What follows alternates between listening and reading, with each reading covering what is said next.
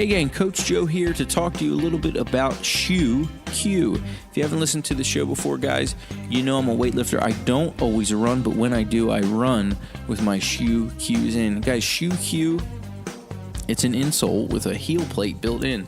The heel plate has some ribs. Rib for her pleasure. Ew. And those ribs help turn the nerves in your feet back on and restore that feeling in your foot so you know when you're on your heels and what to do to get off of them quickly.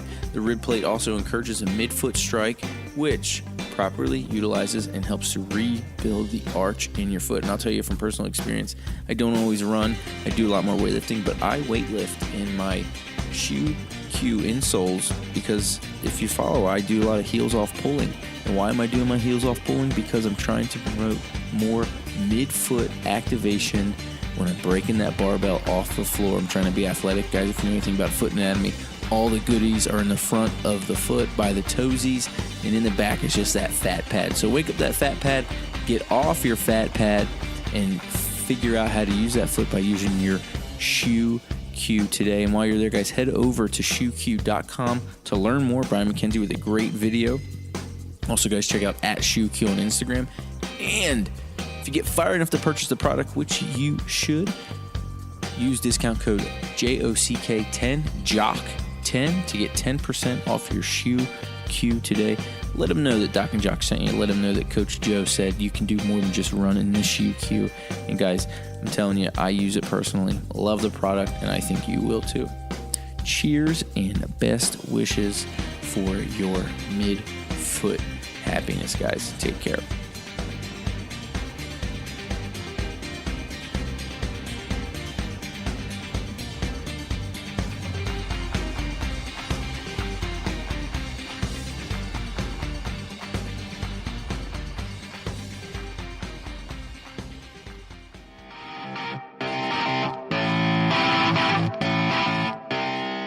What is going on, gang? Coach Joe here, hanging out, Doc and Jock Podcast. This is our Friday short.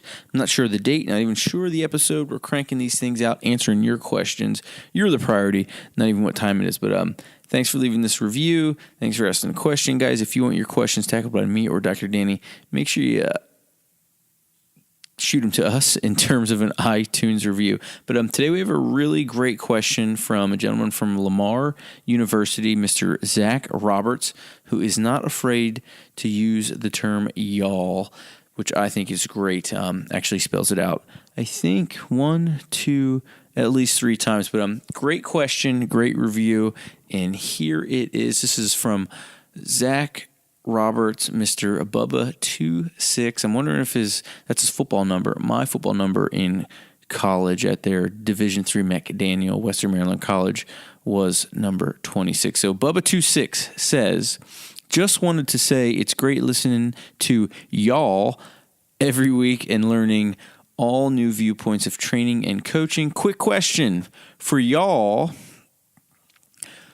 would be some advice for a college football player that is aspiring to be a strength coach, mostly along the lines of how to gain more knowledge and experience for my future career, as I feel there is a lot more to learn than what they are teaching in my exercise science classes to be successful. Thanks a lot, guys.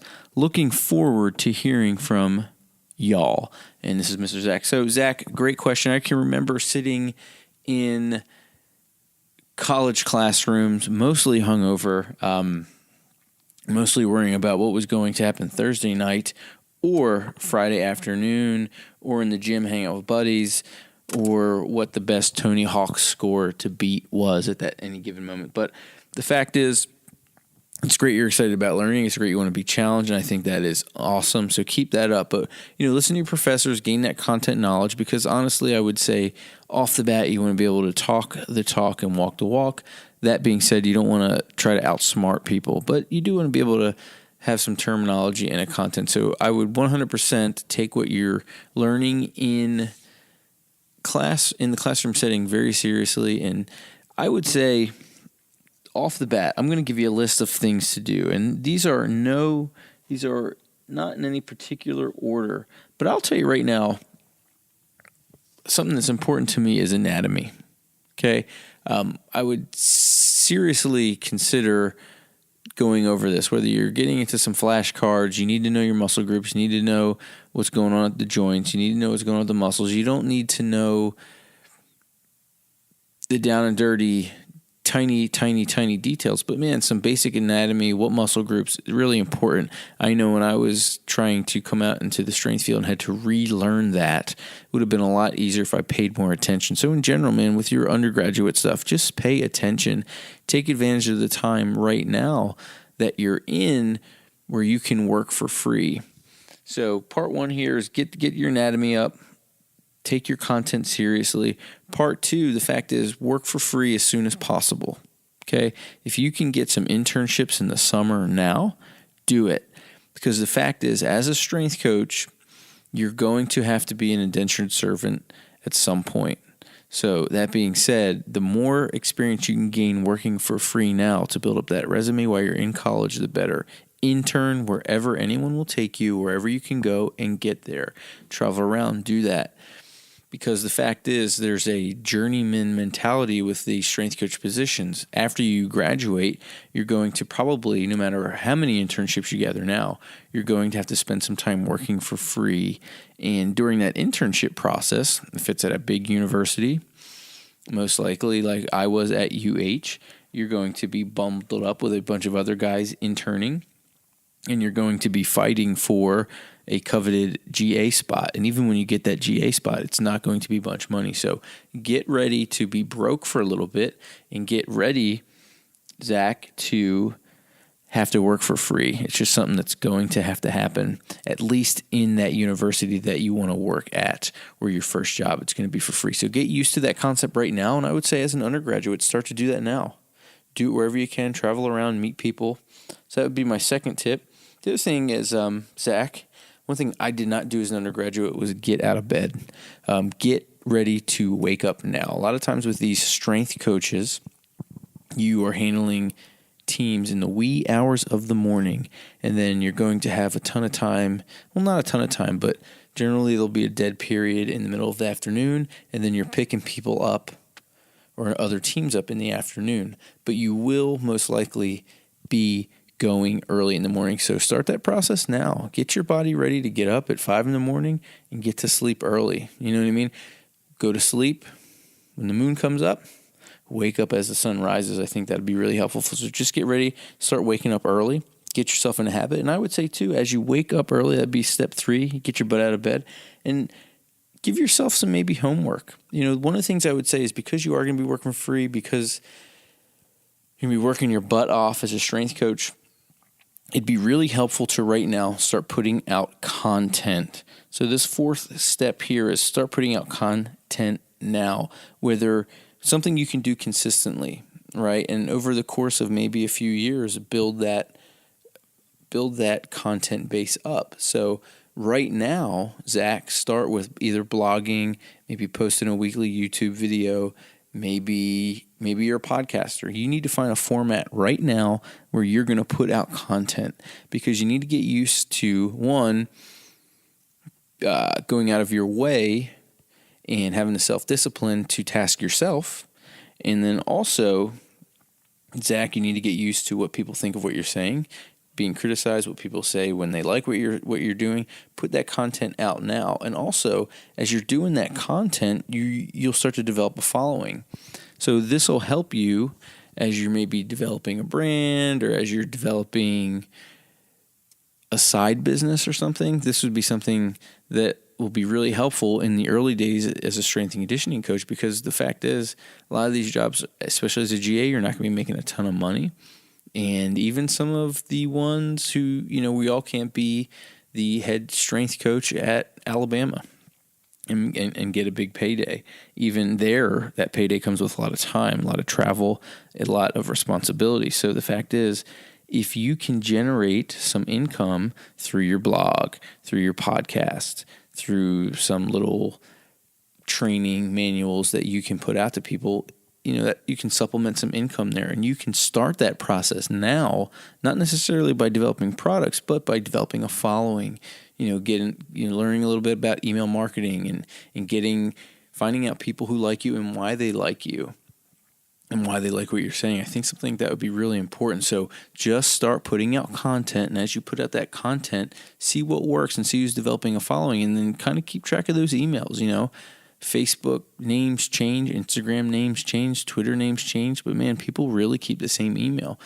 Someone like me, I've been running the same Gmail account for going on 8 years, so think on that. So put out content, start now, start to challenge yourself. Another thing on my little list here is train. You should be training your ass off. And along with that training, you should be thinking about what works with you, and you should be trying to coach folks, and you should be challenging yourself to do new things that you don't like. Because the fact is, as a strength coach, you're most likely going to be writing a lot of different programs, and you don't want to fall into that trap of writing things and prescribing things that you haven't done yourself. So challenge yourself to do different things, see how it feels, see how it works the body, so you can have some experience with it and know from your own viewpoint how that's going to affect your athletes.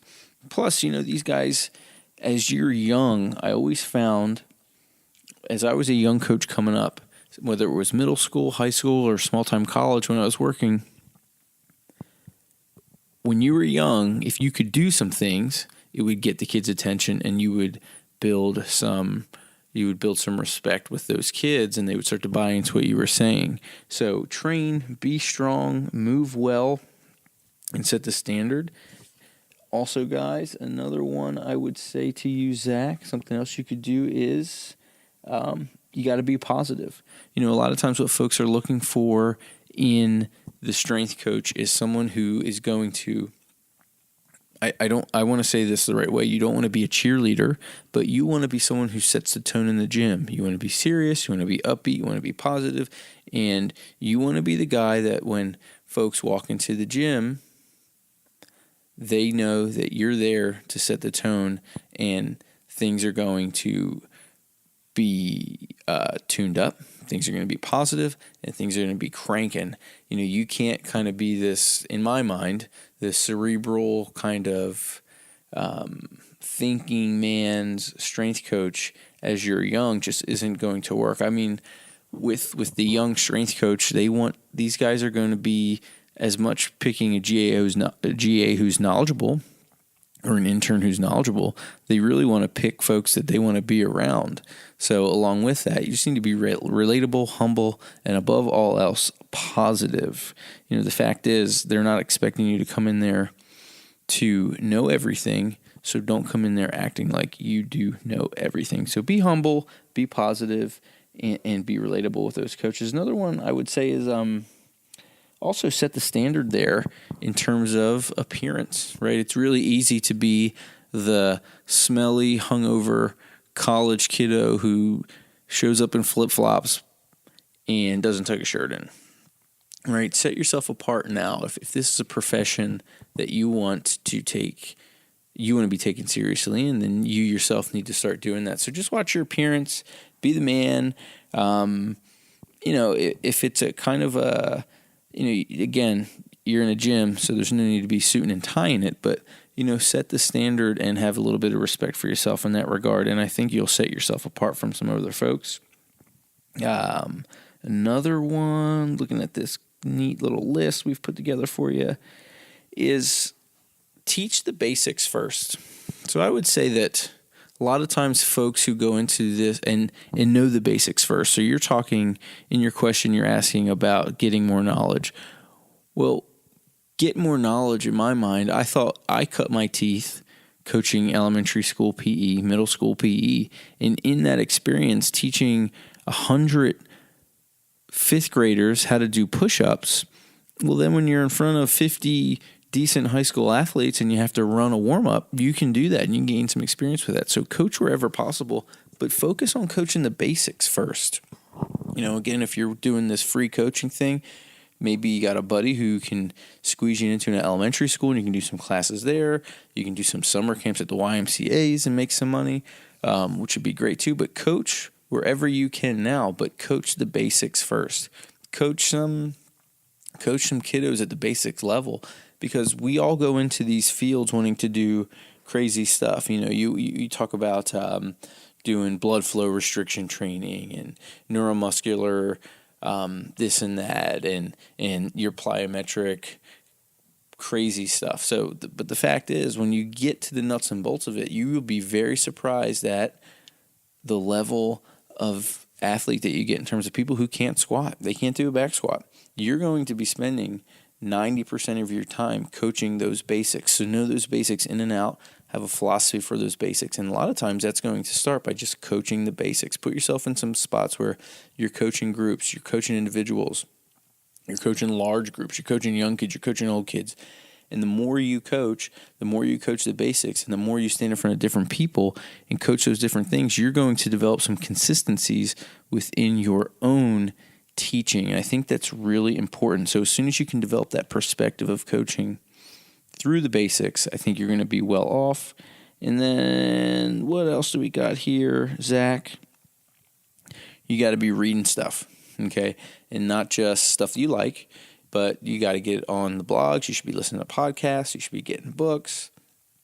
There's a ton of great stuff out there. And you don't just want to be reading strength and conditioning books. So I would suggest, as a strength coach, if this is a field you really want to get into, a lot of times that they think, football player turned strength coach, they're all ultimately going to think meathead.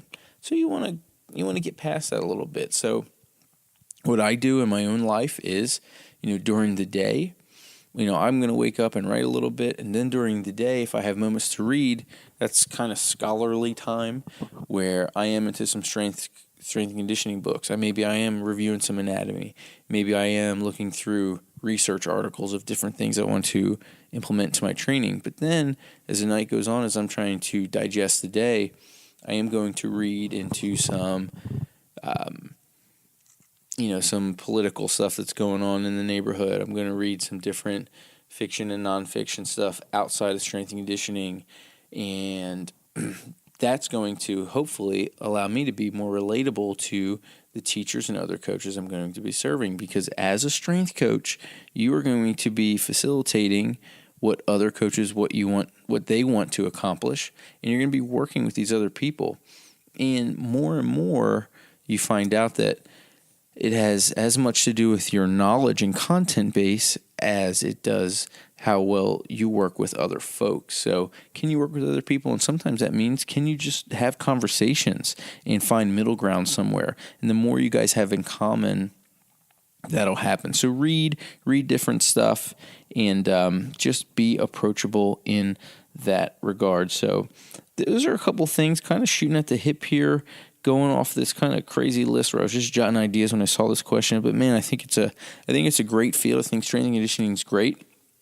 Just trying to sum up what we said. In general, pay attention to the content base now. People want to hire someone, especially for these free jobs, who are going to take it seriously. You can talk the talk. So pay attention now. Specifically, for me personally, I did not pay attention very well to things like biomechanics and anatomy, and then it was rough for me to relearn that going forward. The other thing is start waking up early. It's going to be part of your job, so you might as well set the tone for that now. And and also get ready to work for free. And while you are working for free, trying to work your way up this GA ladder, you want to also start just developing a following. It was cool for me when I was at UH. I just started doing that for free, and then I interned for a while, but it got to the point where I was offered a GA slot at UH, but we started having children, and I honestly couldn't afford to take the position, because I not only would have had to, the GA spot would not have paid for daycare for my son, but the time commitment would have been huge. So get ready for that time commitment. It's really big. So the more flexible your life is as you're young, it's going to help you be able to make jumps forward. Because the thing is, even when you get that GA slot, or a lot of times what happens in this coaching field is, you'll work under somebody, and that person that you're working under is going to get a bigger job, and they may ask you to come along with you. So be flexible in that nature. The other thing is, Zach, again, just reviewing, read, and make sure you're teaching the basics. I hope this kind of helps. I think this is a great question. If we can get some more specifics about some of the content that you think would be important, and we'll tackle this question again. But the other cool part about this question is we have an interview with Jacob Lanowski coming up in the next few weeks, and Jacob is a strength coach, and he talks a lot about his life right now as this journeyman coach. So it's going to be able to shed some light on this question. Zach, I hope this helps. Guys, anyone out there aspiring to be a strength coach, man, just get ready to grind. All that could have been summed up, and excuse me here. All that could have been summed up with, man, just grind and work your ass off. And don't be a dick. Don't be an ass. Fact is, you can always learn something from somebody, and you should take that with it. And then after you learn it, if you can find a way to teach it to other folks, you'll be better for it, and so will they. So Zach, I hope this helps. Hope you guys are enjoying the Doc and Jock podcast. If you want Dr. Danny or myself to tackle one of your questions, submit it in the form of an iTunes review, and we'll get right on it. Been hammering these out. Dr. Danny's talking about sleep last week. Got a ton of things going on, and I will say, we have 111 of these things, and they're looking good. We finally got our first bad one, and Corey, we're sorry we're immature. We're working on it, buddy, but we just are what we are. Dr. Danny and I have 3 kiddos. We use this podcast as a time to kind of vent, chat, and teach, and we'll do our best to keep the F-bombs out of the title of the next episode. But you guys take care, and remember, if you have a body, you are an athlete. Thanks a lot.